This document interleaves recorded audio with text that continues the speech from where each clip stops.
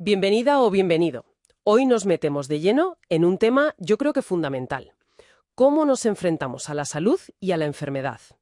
Tenemos aquí unos documentos, unas fuentes que comparan dos maneras muy distintas de ver la atención sanitaria. Por un lado está el enfoque de siempre, el tradicional, que actúa sobre todo cuando ya tenemos el problema encima, ¿no? El modelo curativo. Y por otro, pues una visión más actual, diría yo, centrada en prevenir, en mantenernos bien el mayor tiempo posible. La idea hoy es ver qué implica cada modelo, o sea, cómo afectan de verdad a cómo evoluciona nuestra salud con los años. Los papeles de estos usan gráficos muy claros que intentaremos describir y un ejemplo muy concreto con las enfermedades del corazón, las cardiovasculares, para que se vea bien la diferencia. Vamos a desgranarlo. Quiere decir el que ha dominado hasta ahora, el que reacciona, ¿sabes? Y lo compararemos con otro enfoque, uno predictivo, preventivo, que se basa mucho en la atención primaria de salud, la APS. Para entendernos, la APS es el médico de cabecera, la enfermera del centro de salud, ese primer contacto. Veremos qué pasa si solo intervenimos en la crisis frente a si invertimos en mantenernos funcionales, en mantener un buen nivel de salud de forma continua. Vale, pues venga, empecemos por el modelo tradicional, el biomédico o curativo. Has dicho que las fuentes lo llaman hegemónico y que se centra en la enfermedad, a veces quizá olvidando un poco a la persona, ¿no? ¿Cómo se ve eso en los gráficos? Pues mira, hay una gráfica que lo explica muy bien visualmente. Imagina dos ejes, uno vertical, que es el estado funcional, la salud, arriba del todo, salud alta, autonomía, abajo, pues dependencia, peor salud. El otro eje, el horizontal, es el tiempo, la edad que vamos cumpliendo. En este modelo, el biomédico, la línea que dibuja la salud de alguien suele empezar alta, estamos bien al principio. Pero de repente, ¡zas!, hay una caída brusca, un picado hacia abajo. Esto es lo que los documentos llaman una crisis aguda. Aparece una enfermedad grave de golpe. Y es justo ahí, en ese momento de crisis, cuando el sistema sanitario saca, digamos, la artillería pesada. Operaciones, medicinas fuertes, el hospital. Se consigue una recuperación, claro. La línea vuelve a subir. Pero, y esto es súper importante, lo remarcan mucho, esa recuperación casi nunca es total. La línea no vuelve a donde estaba antes de la crisis. Siempre queda como una secuela, un déficit residual, lo llaman. Un déficit residual. ¿Qué es eso exactamente? ¿Como una especie de peaje por haber estado enfermo? ¿Algo así? Sí, justo, como un peaje. Puede ser un daño que ya no se cura en un órgano, por ejemplo, una parte del corazón tocada después de un infarto, o una pequeña discapacidad, física o mental, o simplemente que la enfermedad se hace crónica, que ya no te la quitas de encima. La cosa es que tu nivel de salud base ya no es el mismo. Estás un poquito peor que antes, un escalón más abajo. Entiendo. No se vuelve al punto de partida. Y claro, supongo que eso tiene consecuencias si te vuelve a pasar algo. Precisamente.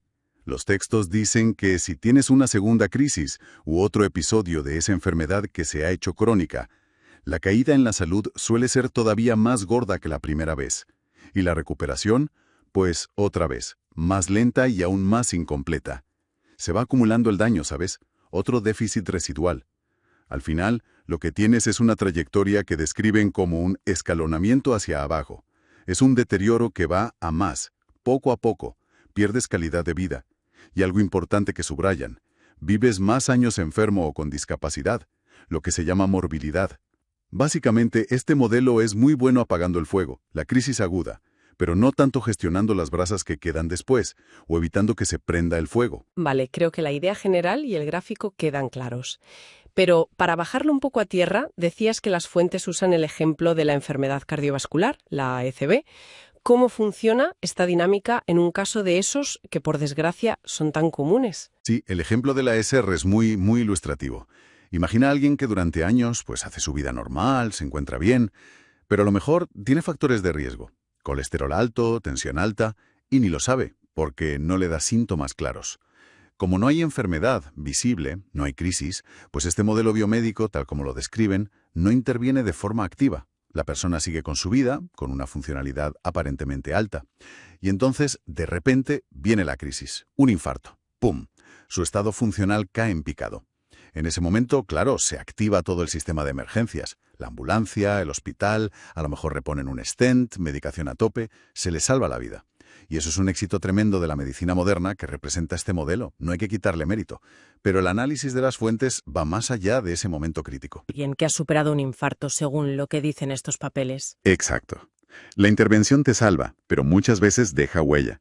El corazón, aunque lo hayan reparado, ya tiene una cicatriz, un daño. Ese es el déficit residual en este caso. Y la calidad de vida después, insisten los documentos, casi nunca vuelve a ser igual que antes del infarto. Pueden aparecer limitaciones nuevas. Te cansas más, no puedes hacer tanto esfuerzo, necesitas tomar pastillas para siempre.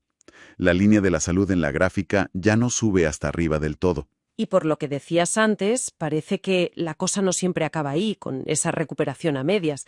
Los documentos sugieren que puede haber más episodios. Efectivamente, ese daño inicial y a veces un seguimiento que quizás no es tan cercano una vez sales del hospital, pues puede abrir la puerta a más problemas a medio o largo plazo.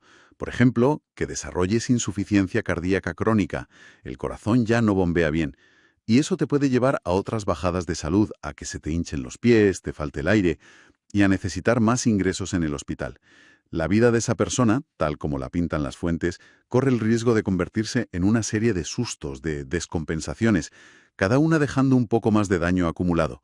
Y las recuperaciones pues cada vez son más difíciles, más costosas.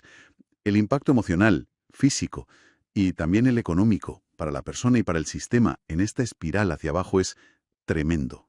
Entendido. Entonces, si tuviéramos que resumir la esencia de este modelo biomédico, el curativo, tal como lo presentan aquí, ¿cuál sería la idea clave? Yo creo que la palabra que más usan y que mejor lo define es reactivo. Es un modelo que reacciona. Y reacciona con mucha fuerza y a menudo con éxito, cuando la enfermedad ya está ahí, cuando hay una crisis. Su punto fuerte es la intervención en lo agudo. Pero su limitación, según se lee aquí, es que al actuar sobre todo después de que estalla el problema, a la larga se asocia con ese deterioro progresivo, con más enfermedad acumulada y con costes que van subiendo. Se centra en combatir la enfermedad una vez que aparece, más que en cuidar la salud para que no aparezca. Muy claro. Pues ahora vamos a ver la otra cara de la moneda, la alternativa que proponen los documentos. El modelo preventivo, el que se apoya en la atención primaria, la APS. Lo describen como un enfoque más moderno, centrado en prevenir, en manejar las cosas crónicas y sobre todo en mantener la salud. ¿Cómo cambia la gráfica aquí? La línea de la salud del estado funcional se mantiene alta y estable durante mucho, mucho más tiempo. ¿Y cómo se consigue eso?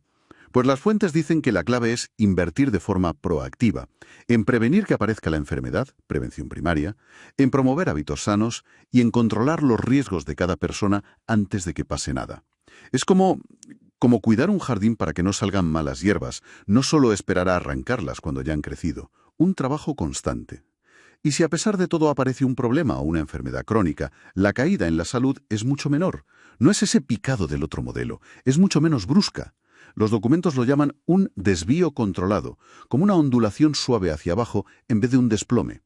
¿Por qué? Pues porque idealmente en este modelo el problema se detecta antes. A menudo, cuando aún no das síntomas o son muy leves, gracias a revisiones, a cribados. Y además, si algo se hace crónico, se maneja de forma continua, no solo cuando hay una crisis. Antes hablabas de recuperación incompleta en el modelo biomédico. Y aquí, ese desvío controlado también deja secuelas para siempre. Ahí está otra diferencia clave que señalan los textos. Como la intervención suele ser más temprana y, a menudo, menos agresiva, y como el enfoque es más global, no solo atacar el problema puntual, sino reforzar la salud en general, pues la recuperación es más rápida y, sobre todo, más completa. El objetivo es que la persona vuelva a su nivel de salud de antes, o casi. De hecho, los documentos usan un concepto muy interesante para este modelo: comprimir la morbilidad. Comprimir la morbilidad. Suena bien, pero ¿puedes explicar un poco qué quiere decir exactamente? Pues significa intentar que el tiempo que una persona vive con una enfermedad importante o con discapacidad a lo largo de su vida sea lo más corto posible. La idea no es tanto vivir muchísimos años más, sino que la mayor parte de los años que vivas, los vivas bien, con buena calidad de vida, con autonomía. Se trata de retrasar lo más posible la llegada del deterioro, de la dependencia, hasta el final de la vida. Como apretar todo el periodo de mala salud en un trocito lo más pequeño posible, justo al final. Es lo contrario del escalonamiento hacia abajo del otro modelo, donde la enfermedad se va acumulando y extendiendo durante años. Comprendido. Volvamos entonces al ejemplo de la enfermedad cardiovascular, la ECV. ¿Cómo sería la vida de esa misma persona, con factores de riesgo, si estuviera en este modelo preventivo, según lo describen las fuentes? Pues el escenario cambia por completo. La persona puede tener los mismos factores de riesgo: tensión alta, colesterol. Pero aquí, la atención primaria, el centro de salud, juega un papel activo desde el minuto 1, con programas de cribado, con chequeos regulares, quizá hechos por una figura que llaman técnico de APS. Alguien que podría hacer estas revisiones en el centro de salud, pero también en casa, en la comunidad, incluso en el trabajo. Y así, detectan esa tensión alta o ese colesterol en una fase inicial, mucho antes de que dé problemas serios. Es lo que llaman detectar la morbilidad oculta. En la gráfica, esto no es una caída brusca.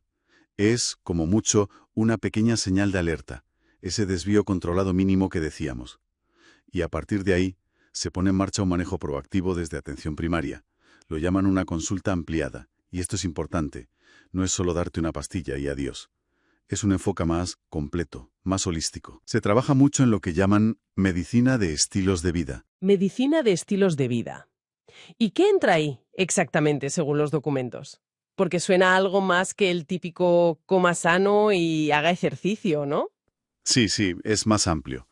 Incluye mirar y aconsejar sobre cómo duermes, qué comes, cuánto te mueves, y adaptado a ti, cómo manejas el estrés. Mencionan hasta técnicas como la meditación. También prevenir activamente el consumo de tabaco, alcohol. Y algo curioso, subrayan la importancia de las relaciones sociales, de sentirte conectado y del embodiment. Has dicho embodiment. ¿A qué se refieren con eso aquí? Sí, embodiment. Se refiere a ser más consciente de tu propio cuerpo, de sus señales, entender cómo lo físico se conecta con lo mental y emocional. Es parte de esa visión más integral de la salud. Además de todo esto, claro, te dan educación sanitaria para que entiendas qué te pasa y participes en cuidarte. Y si hace falta, pues te dan medicación, pero basada en guías clínicas, en lo que dice la ciencia. Y algo fundamental que recalcan, el seguimiento continuo. Vuelven a mencionar al técnico de APS como alguien clave ahí, para ver cómo vas y ayudarte a mantener los cambios. A ver, todo esto suena muy bien en teoría. Detectar pronto, cuidar los hábitos, el seguimiento. Pero siendo realistas, ¿qué pasa si, a pesar de todo, esa persona tiene algún problema cardiovascular? ¿Este modelo evita totalmente las complicaciones o solo las suaviza? Buena pregunta. Los documentos no lo pintan como una varita mágica que elimina el riesgo por completo, sino como un sistema que gestiona mucho mejor cómo evoluciona la enfermedad crónica. Si a pesar del control pasara algo, una angina leve, un pico de tensión que da síntomas, lo más probable es que se detecte casi al momento, porque esa persona está vigilada, está en seguimiento. La intervención sería normalmente mucho más rápida y menos agresiva que en el caso del infarto del otro modelo. La caída en la salud, si la hay, sería mínima y seguramente temporal. La clave, según describen, es que consigues mantener la enfermedad crónica, la hipertensión, por ejemplo, bajo control. Evitas o reduces muchísimo la probabilidad de los sustos gordos, de los eventos agudos graves y sus secuelas para siempre.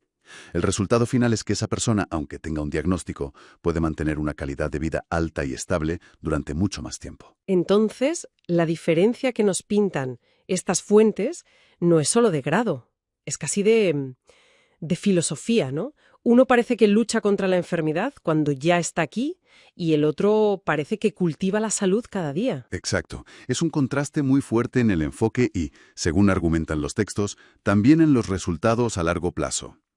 El modelo biomédico tradicional lo retratan como una respuesta necesaria, pero a menudo tardía, centrada en reparar el daño ya hecho. El modelo preventivo APS se presenta como una inversión continua, proactiva, en el capital de salud de la persona. Su objetivo principal es mantener esa línea de salud lo más alta y estable posible, el mayor tiempo posible. Las fuentes sugieren que además de los beneficios claros para la persona, este enfoque podría ser hasta más eficiente en dinero para el sistema sanitario a largo plazo, porque evitas muchas complicaciones caras, muchos ingresos en el hospital.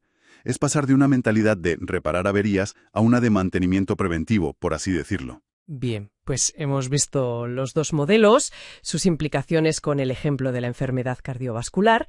Si tuviéramos que resumir la esencia de esta comparación, ¿qué destacaríamos como conclusión principal de estos materiales? Parece que nos dibujan dos futuros posibles para nuestra salud. Totalmente. Lo que queda claro es un contraste muy marcado entre dos formas de vivir la salud y la enfermedad. Por un lado, el camino del modelo biomédico curativo reacciona a las crisis, salva vidas en el momento sí, pero con recuperaciones que suelen ser incompletas.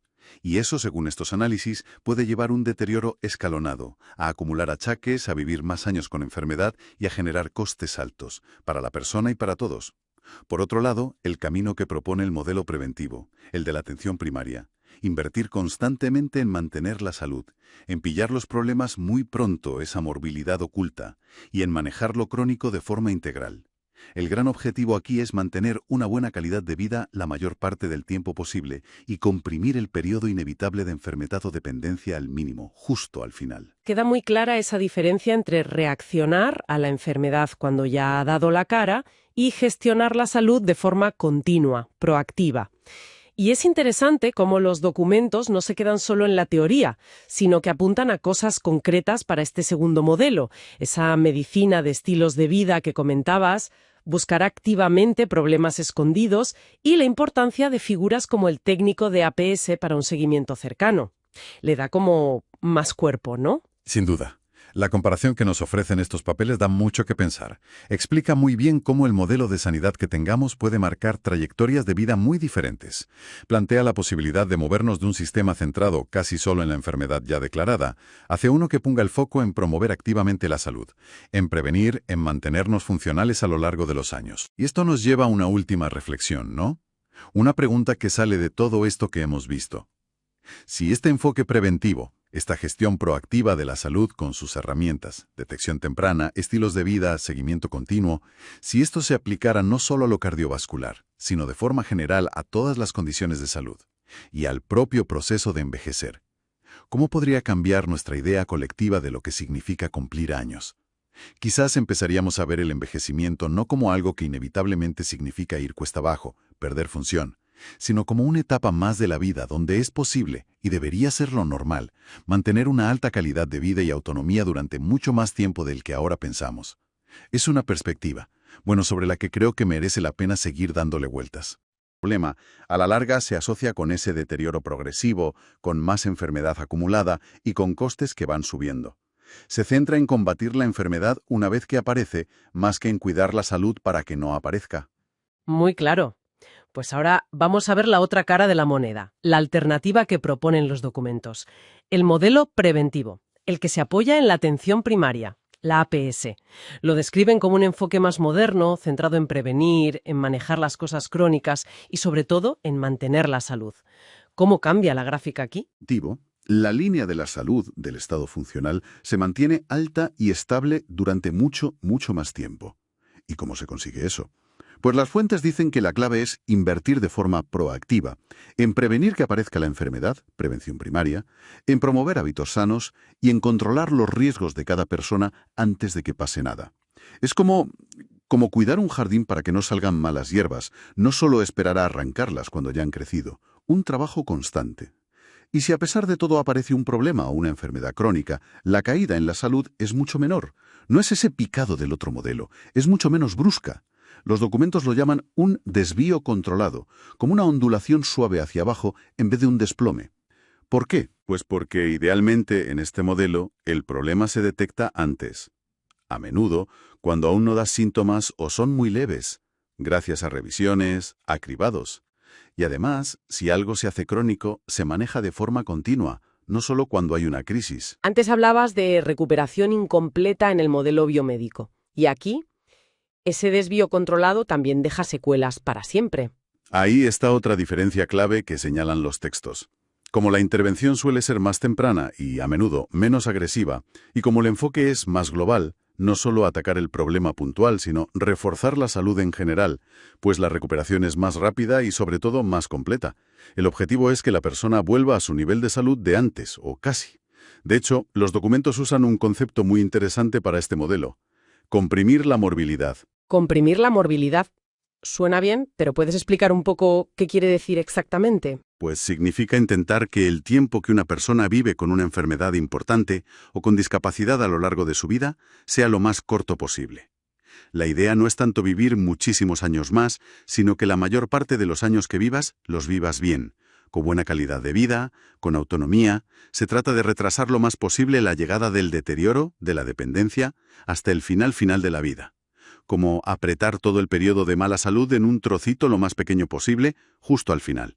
Es lo contrario del escalonamiento hacia abajo del otro modelo, donde la enfermedad se va acumulando y extendiendo durante años. Comprendido. Volvamos entonces al ejemplo de la enfermedad cardiovascular, la ECV. ¿Cómo sería la vida de esa misma persona, con factores de riesgo, si estuviera en este modelo preventivo, según lo describen las fuentes? Pues el escenario cambia por completo. La persona puede tener los mismos factores de riesgo: tensión alta, colesterol. Pero aquí, la atención primaria, el centro de salud, juega un papel activo desde el minuto 1. Con programas de cribado, con chequeos regulares, quizá hechos por una figura que llaman técnico de APS. Alguien que podría hacer estas revisiones en el centro de salud, pero también en casa, en la comunidad, incluso en el trabajo. Y así, detectan esa tensión alta o ese colesterol en una fase inicial, mucho antes de que dé problemas serios. Es lo que llaman detectar la morbilidad oculta. En la gráfica, esto no es una caída brusca. Es, como mucho, una pequeña señal de alerta, ese desvío controlado mínimo que decíamos.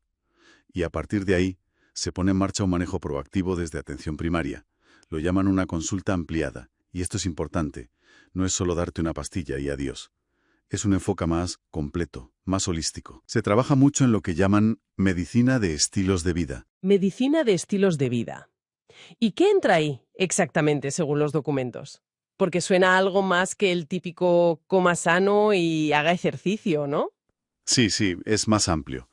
Incluye mirar y aconsejar sobre cómo duermes, qué comes, cuánto te mueves, y adaptado a ti, cómo manejas el estrés. Mencionan hasta técnicas como la meditación. También prevenir activamente el consumo de tabaco, alcohol. Y algo curioso, subrayan la importancia de las relaciones sociales, de sentirte conectado y del embodiment. Has dicho embodiment. ¿A qué se refieren con eso aquí? Sí, embodiment. Se refiere a ser más consciente de tu propio cuerpo, de sus señales, entender cómo lo físico se conecta con lo mental y emocional. Es parte de esa visión más integral de la salud. Además de todo esto, claro, te dan educación sanitaria para que entiendas qué te pasa y participes en cuidarte. Y si hace falta, pues te dan medicación, pero basada en guías clínicas, en lo que dice la ciencia. Y algo fundamental que recalcan, el seguimiento continuo. Vuelven a mencionar al técnico de APS como alguien clave ahí, para ver cómo vas y ayudarte a mantener los cambios. A ver, todo esto suena muy bien en teoría.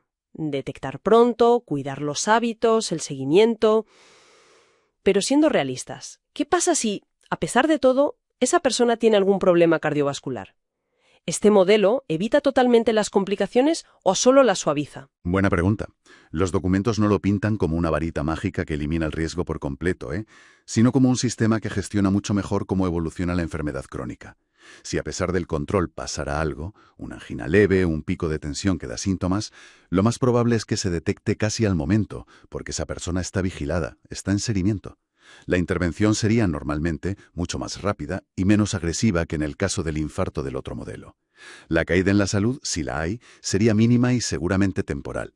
La clave, según describen, es que consigues mantener la enfermedad crónica, la hipertensión, por ejemplo, bajo control. Evitas o reduces muchísimo la probabilidad de los sustos gordos, de los eventos agudos graves y sus secuelas para siempre. El resultado final es que esa persona, aunque tenga un diagnóstico, puede mantener una calidad de vida alta y estable durante mucho más tiempo. Entonces, la diferencia que nos pintan estas fuentes no es solo de grado, es casi de filosofía, ¿no? Uno parece que lucha contra la enfermedad cuando ya está aquí y el otro parece que cultiva la salud cada día. Exacto. Es un contraste muy fuerte en el enfoque y, según argumentan los textos, también en los resultados a largo plazo. El modelo biomédico tradicional lo retratan como una respuesta necesaria, pero a menudo tardía, centrada en reparar el daño ya hecho. El modelo preventivo APS se presenta como una inversión continua, proactiva, en el capital de salud de la persona. Su objetivo principal es mantener esa línea de salud lo más alta y estable posible, el mayor tiempo posible. Las fuentes sugieren que además de los beneficios claros para la persona, este enfoque podría ser hasta más eficiente en dinero para el sistema sanitario a largo plazo, porque evitas muchas complicaciones caras, muchos ingresos en el hospital, Es pasar de una mentalidad de reparar averías a una de mantenimiento preventivo, por así decirlo. Bien, pues hemos visto los dos modelos, sus implicaciones con el ejemplo de la enfermedad cardiovascular. Si tuviéramos que resumir la esencia de esta comparación, ¿qué destacaríamos como conclusión principal de estos materiales? Parece que nos dibujan dos futuros posibles para nuestra salud. Totalmente. Lo que queda claro es un contraste muy marcado entre dos formas de vivir la salud y la enfermedad. Por un lado, el camino del modelo biomédico curativo reacciona a las crisis, salva vidas en el momento sí, pero con recuperaciones que suelen ser incompletas.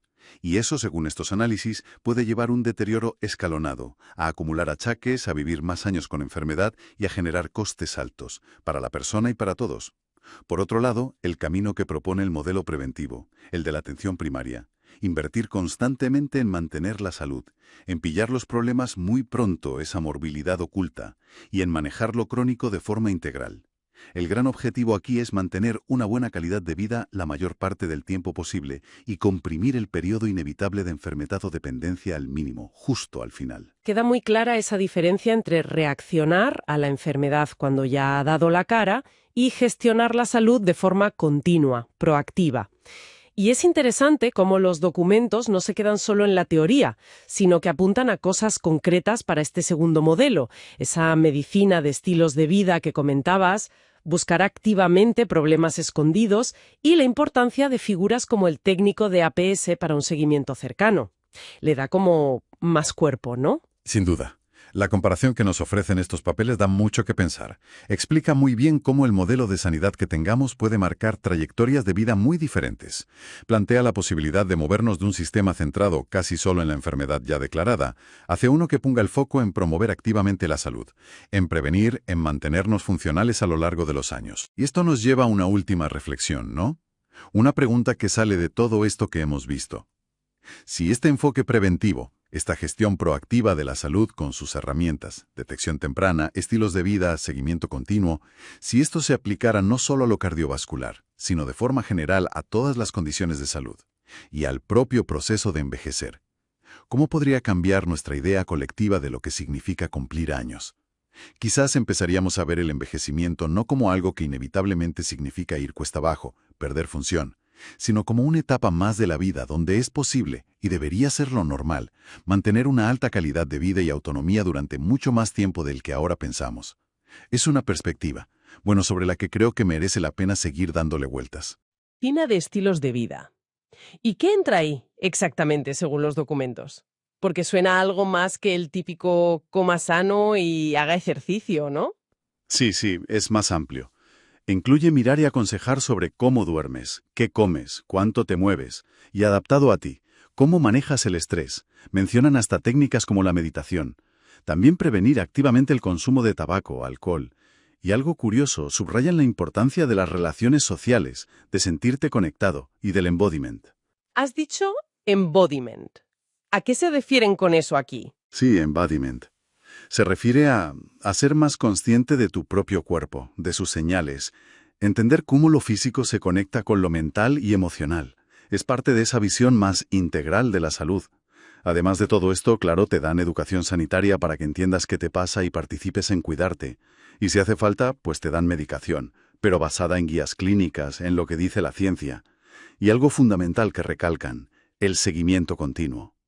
Vuelven a mencionar al técnico de APS como alguien clave ahí, para ver cómo vas y ayudarte a mantener los cambios. A ver, todo esto suena muy bien en teoría.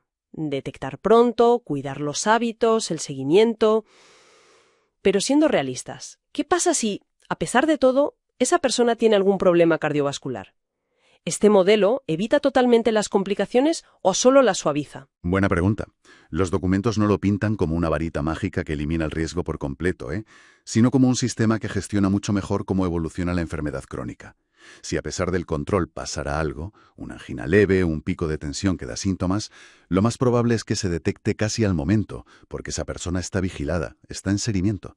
La intervención sería normalmente mucho más rápida y menos agresiva que en el caso del infarto del otro modelo. La caída en la salud, si la hay, sería mínima y seguramente temporal. La clave, según describen, es que consigues mantener la enfermedad crónica, la hipertensión, por ejemplo, bajo control. Evitas o reduces muchísimo la probabilidad de los sustos gordos, de los eventos agudos graves y sus secuelas para siempre. El resultado final es que esa persona, aunque tenga un diagnóstico, puede mantener una calidad de vida alta y estable durante mucho más tiempo. Entonces, la diferencia que nos pintan estas fuentes no es solo de grado, es casi de filosofía, ¿no? Uno parece que lucha contra la enfermedad cuando ya está aquí y el otro parece que cultiva la salud cada día. Exacto. Es un contraste muy fuerte en el enfoque y, según argumentan los textos, también en los resultados a largo plazo. El modelo biomédico tradicional lo retratan como una respuesta necesaria, pero a menudo tardía, centrada en reparar el daño ya hecho. El modelo preventivo APS se presenta como una inversión continua, proactiva, en el capital de salud de la persona. Su objetivo principal es mantener esa línea de salud lo más alta y estable posible, el mayor tiempo posible. Las fuentes sugieren que además de los beneficios claros para la persona, este enfoque podría ser hasta más eficiente en dinero para el sistema sanitario a largo plazo, porque evitas muchas complicaciones caras, muchos ingresos en el hospital. Es pasar de una mentalidad de reparar averías a una de mantenimiento preventivo, por así decirlo. Bien, pues hemos visto los dos modelos, sus implicaciones con el ejemplo de la enfermedad cardiovascular. Si tuviéramos que resumir la esencia de esta comparación, ¿qué destacaríamos como conclusión principal de estos materiales? Parece que nos dibujan dos futuros posibles para nuestra salud. Totalmente. Lo que queda claro es un contraste muy marcado entre dos formas de vivir la salud y la enfermedad. Por un lado, el camino del modelo biomédico curativo reacciona a las crisis, salva vidas en el momento sí, pero con recuperaciones que suelen ser incompletas. Y eso, según estos análisis, puede llevar un deterioro escalonado, a acumular achaques, a vivir más años con enfermedad y a generar costes altos, para la persona y para todos. Por otro lado, el camino que propone el modelo preventivo, el de la atención primaria. Invertir constantemente en mantener la salud, en pillar los problemas muy pronto, esa morbilidad oculta, y en manejar lo crónico de forma integral. El gran objetivo aquí es mantener una buena calidad de vida la mayor parte del tiempo posible y comprimir el periodo inevitable de enfermedad o dependencia al mínimo, justo al final. Queda muy clara esa diferencia entre reaccionar a la enfermedad cuando ya ha dado la cara y gestionar la salud de forma continua, proactiva.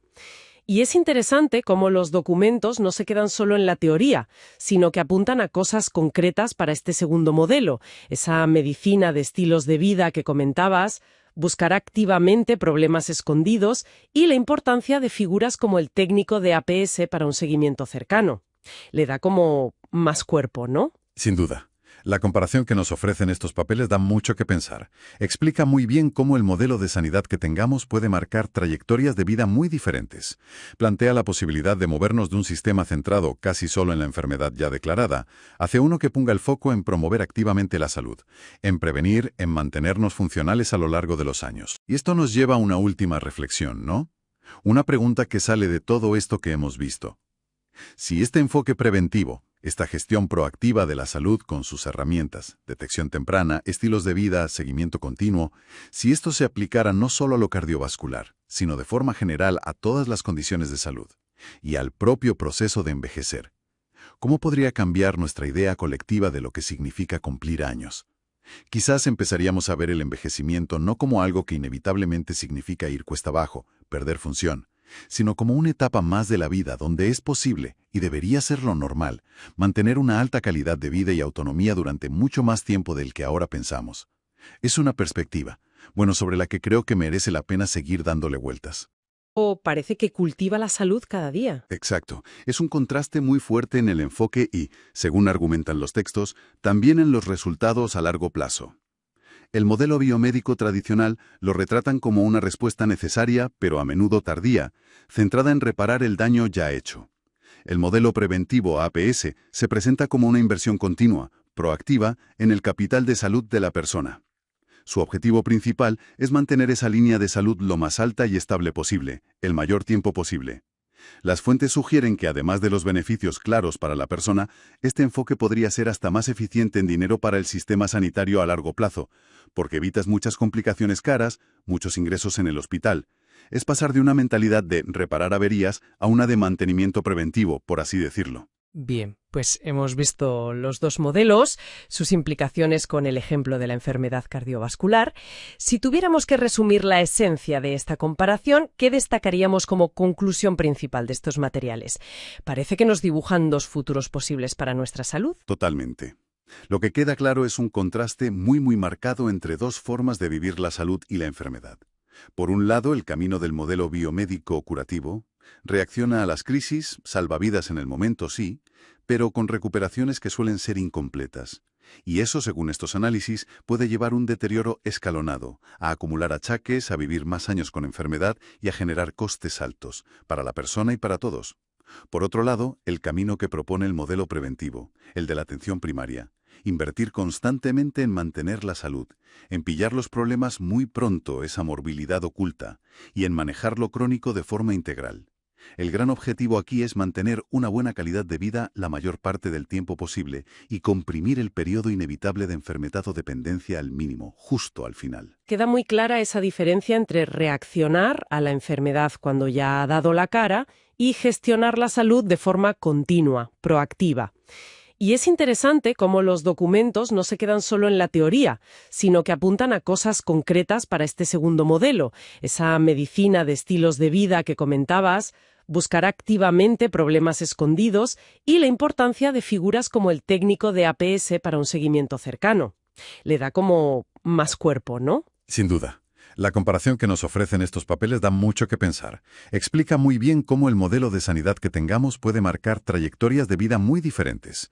Plantea la posibilidad de movernos de un sistema centrado casi solo en la enfermedad ya declarada, hacia uno que ponga el foco en promover activamente la salud, en prevenir, en mantenernos funcionales a lo largo de los años. Y esto nos lleva a una última reflexión, ¿no? Una pregunta que sale de todo esto que hemos visto.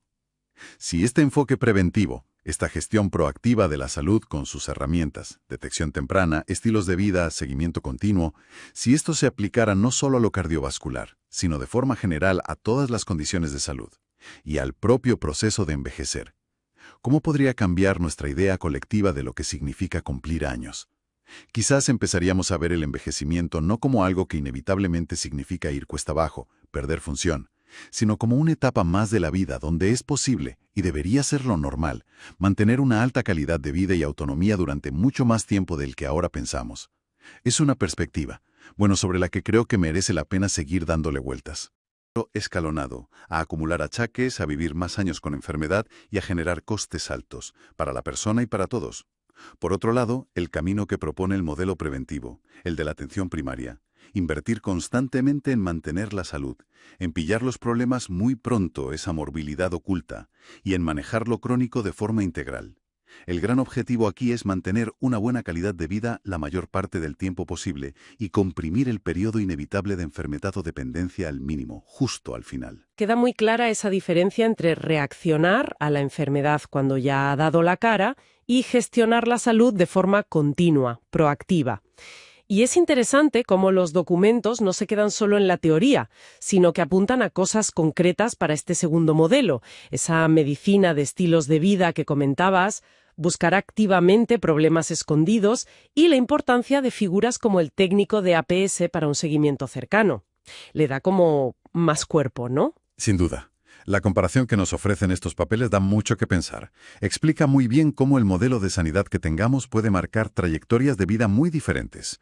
Plantea la posibilidad de movernos de un sistema centrado casi solo en la enfermedad ya declarada, hacia uno que ponga el foco en promover activamente la salud, en prevenir, en mantenernos funcionales a lo largo de los años. Y esto nos lleva a una última reflexión, ¿no?